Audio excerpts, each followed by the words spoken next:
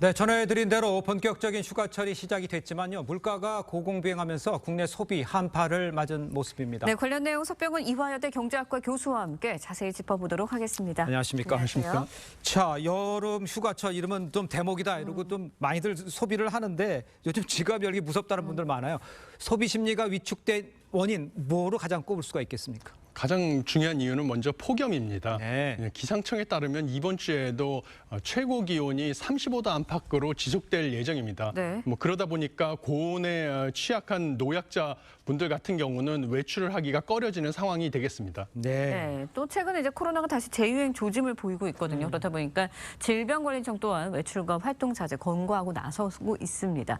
코로나 재유행도 어쩌면 이제 소비 위축에 좀 영향을 주는 걸까요? 예, 맞습니다. 코로나19 같은 경우도 일일 확진자 수가 반년 만에 5만 명대를 찍었습니다. 질병관리청도 이달 중순 확진자 일평균 6만 명에 이를 것으로 전망하고 있는데요. 예. 지금 여름에 실내에서 에어컨을 가동하는 것이 증가하다 보니까 이렇게 코로나가 빠르게 확산되고 있는 것으로 보이고요. 이것은 당연히 노약자들 위주로 코로나에 취약한 노약자들 위주로 외부 활동을 또 억제하는 효과가 있어가지고요. 이것도 역시 내수를 침체시키는 요인이 되겠습니다. 그렇군요.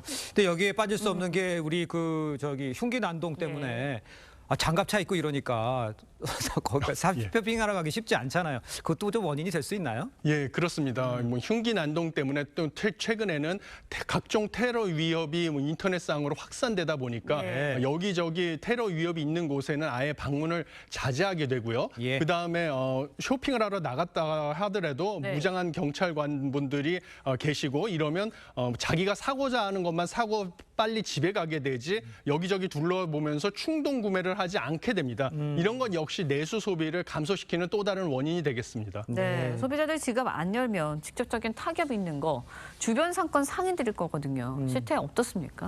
예, 최근에 그 흉기 난동 사건이 있었던 서현역 같은 경우에는요. 지난 주말에도 주말임에도 불구하고 유동 인구가 훨씬 줄어들었고요. 일부 상인 같은 경우는 매출이 70에서 80% 이상 줄어들었다는 소리가 있었습니다.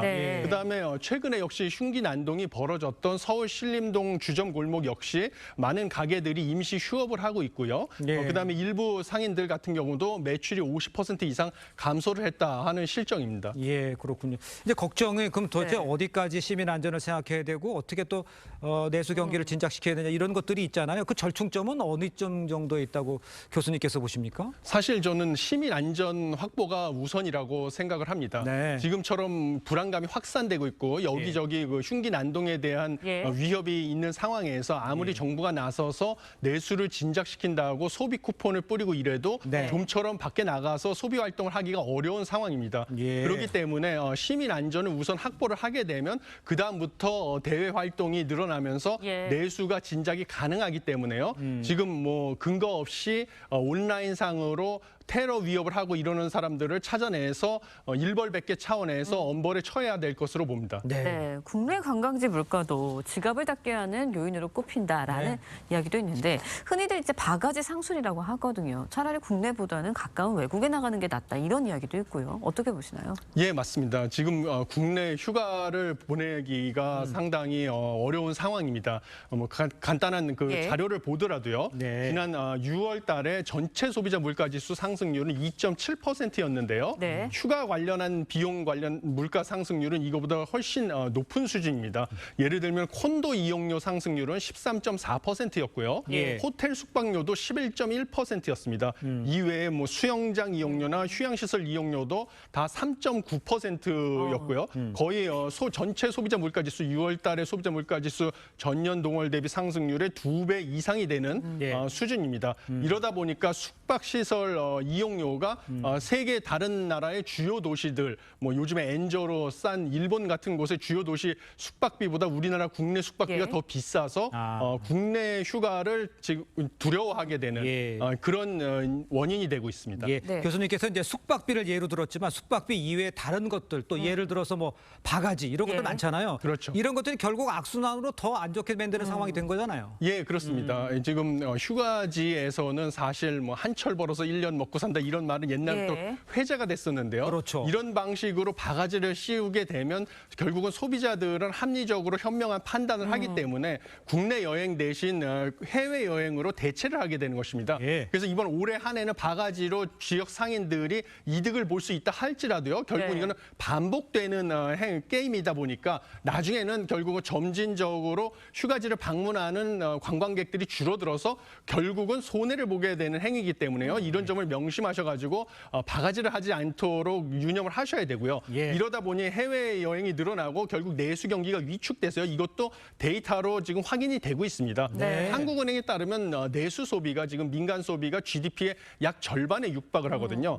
그러는데 2분기에는 1분기 대비 0.1% 감소를 했습니다. 그런데 1분기에만 해도 코로나19로 인한 사회적 거리 두기가 해제되면서 전분기 대비 0.6% 민간 소비가 성장을 해서 경제 성장의 버팀목 역할을 했었거든요. 네. 그래서 이렇게 민간 소비가 점점 침체가 되다 보니까 결국 정부와 한국은행에서 전망했던 하반기에 경제가 반등을 할 거라고 했던 상저하고 전망은 날이 갈수록 불투명해지고 있는 상황입니다. 네, 내수 경기를 위축시키는 요인들 짚어봤는데 그렇다면 소비 심리 다시 살릴 수 있는 대책 뭐가 있을까요?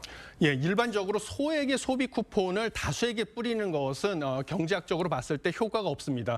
왜냐하면 소비가 늘어나면 해당 상품에 대해서 가격이 상승을 하기 때문에요. 네. 소비 쿠폰을 다수에게 뿌리는 것은 내수 진작에 효과가 없고요. 예. 경제학에서 봤을 때 동일 금액의 소득이 증가했을 때 소비 지출이 상대적으로 큰 폭으로 늘어나는 계층은 상대적으로 소득이 낮은 저소득층입니다. 그래서 저소득층에게 오히려 지원을 집중적으로 해주는 것이 내수 진작 효과가 더 크고요. 이거에 더해서 저는 외국인 관광객들을 좀 유치하고자 하는 노력, 그래서 외국인 관광객들이 한국에 들어와서 소비 지출을 늘리게 하는 유인책이 필요하다고 생각을 합니다. 알겠습니다. 그래서 중국의 외교적 노력을 통해서 단체 관광 제한을 풀도록 하고요. 예. 그다음에 소득이 높은 일본 관광객들이 한국으로 들어와서 좀 오랫동안 숙박을 할 수 있게 쿠폰을 제공한다든지 네. 가족을 동반할 경우에 또 할인 쿠폰을 제공하는 방식으로 그러면 그 사람들은 소득이 많기 때문에 들어와서 더 많이 쓰기 때문에요. 국내에서 이런 식의 전략을 사용해 보는 것도 검토해 볼 만하다 이런 생각을 하고 있습니다. 알겠습니다. 자, 오늘 말씀 여기까지 듣겠습니다. 고맙습니다. 감사합니다. 고맙습니다.